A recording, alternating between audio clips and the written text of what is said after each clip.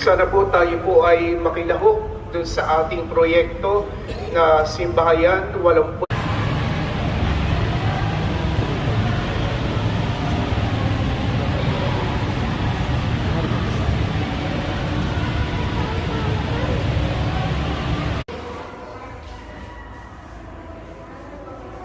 selos dito pa lang sa mundo, impyerno na.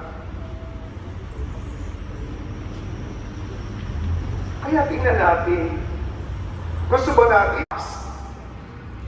meron ka man lamang yung envy at jealousy, and you will become jealous and envious of them.